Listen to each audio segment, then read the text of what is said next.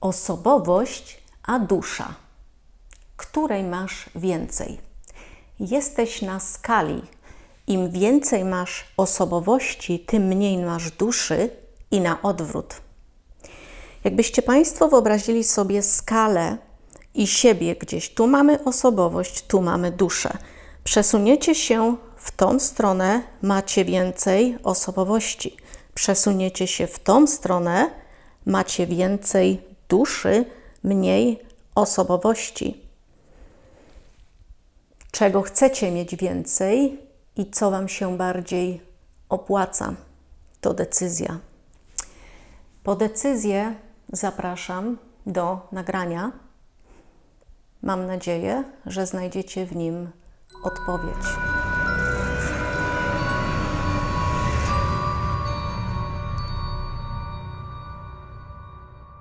Nim zacznę temat, muszę wyjaśnić, co rozumiem poprzez wyraz osobowość i jak ja rozumiem termin dusza.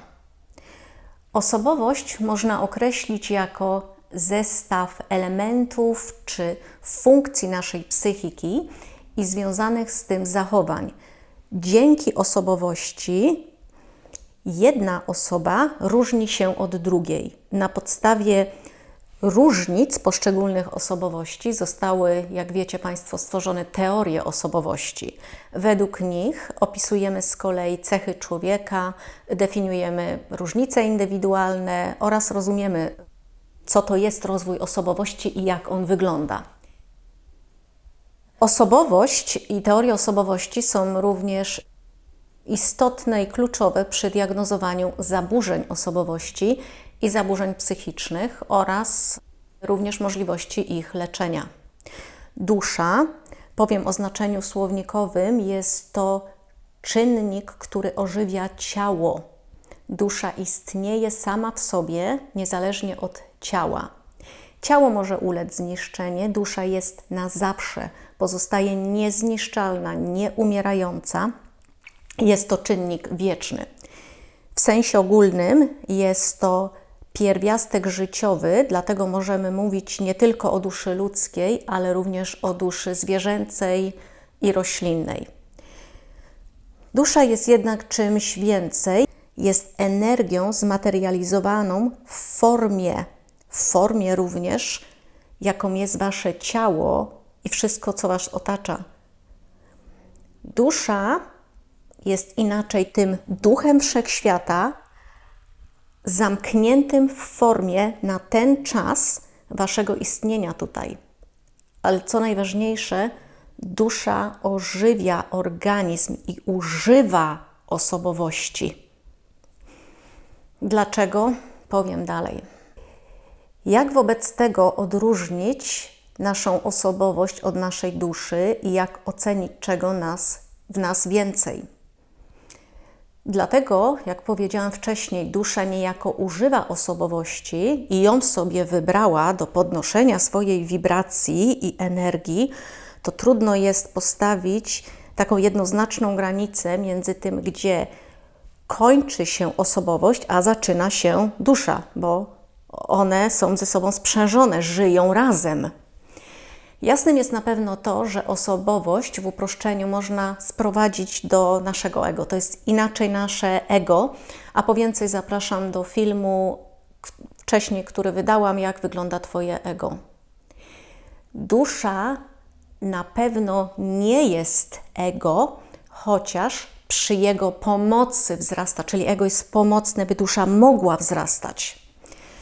Najłatwiej będzie chyba, jak do tego rozróżnienia posłużę się przykładem, a nie teoretycznym opisem. Załóżmy, że osoba, którą sobie wezmę teraz za przykład, chce na stałe wyjechać za granicę. Rozpatruje kilka opcji. Do rozpatrzenia ma Stany Zjednoczone, Hiszpanię i Włochy. I pytanie jest, jaki udział w tym wyborze ma dusza, a jaki osobowość? Kto ma tu więcej do powiedzenia? Osobowość robi tak. Zastanawia się, do którego kraju wyjechać. Rozpatruje opcje za, przeciw, czy zna język, czy nie znam języka. Osoba zna angielski, włoski w zakresie podstawowym hiszpańskim, którego jednak wie, że ma takie zdolności językowe, może szybko się nauczyć, dlatego Hiszpanię mogłaby również wybrać. Na koniec wybiera osobowość wyjazd do Włoch. I pytanie jest, Włochy wybrała osobowość czy dusza? Jaki był tu udział duszy? Dusza od zawsze była świadoma tego, że kolejne doświadczenia, dzięki którym będzie odbywał się jej wzrost, mogą odbywać się we Włoszech. By wspomóc odległy w latach wybór osobowości, wybrała sobie osobowość, która ma zdolność językową i postawiła na drodze tej osobowości dobrych nauczycieli języka włoskiego. Wybrała ponadto osobowość, która lubi atmosferę życia na zewnątrz, burzliwe relacje międzyludzkie i włoskie winnice. Czy osobowość mogła wybrać wyjazd do Hiszpanii lub USA? Być może mogła, ale byłaby to możliwość innej ścieżki, gdyż dusza przy wyborze Hiszpanii również by wzrastała. Być może byłaby bardziej ta droga wyboista tego wzrostu, ale była taka możliwość. Jednak pierwszym wyborem duszy był wybór do Włoch, ale dajmy na to, osoba wybrała Hiszpanię, czyli w tym wyborze więcej było osobowości, mniej duszy, gdzie w przypadku Włoch było na odwrót. Pytaniem jest, czy osobowość mogła wybrać USA? Nie, jeżeli to nie było w opcjach duszy. I tak dzieje się z każdą naszą aktywnością na Ziemi. No więc jak rozróżnić, ile w nas duszy, a ile osobowości? Jest to łatwe i bardzo trudne. Kiedy jest wybór, a życie oczywiście jest pełne wyborów każdego dnia, wybierajcie w ciszy, uspokojeniu i otwartości na los.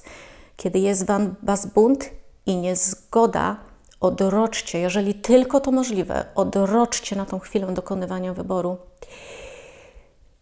Wybór ten wcale nie musi być przyjemny dla waszej osobowości, musicie to pamiętać, ale jest wybierany w pokoju, w pokorze i bez buntu. Więc czy więcej w was duszy czy osobowości? Rozróżnicie to właśnie po otwartości na los, w którym zarzucacie bunt na to, co osobowość stara się odrzucić.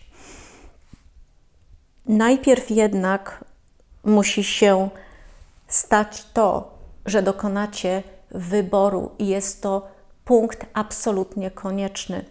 Czy chcecie podporządkować duszę osobowości, czy osobowość duszy? Musicie wyboru dokonać sami. Jeżeli wybraliście drogę duszy, wtedy ku waszemu zaskoczeniu rzeczy zaczną dziać się zgodnie z waszym wyborem.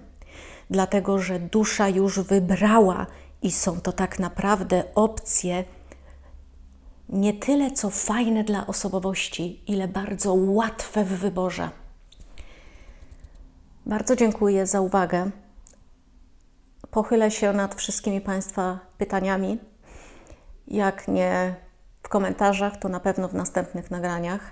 A dzisiaj ogromnie dziękuję za uwagę i życzę wszystkim wyborów duszy, a mniej wyborów osobowości. Dziękuję i do zobaczenia wkrótce.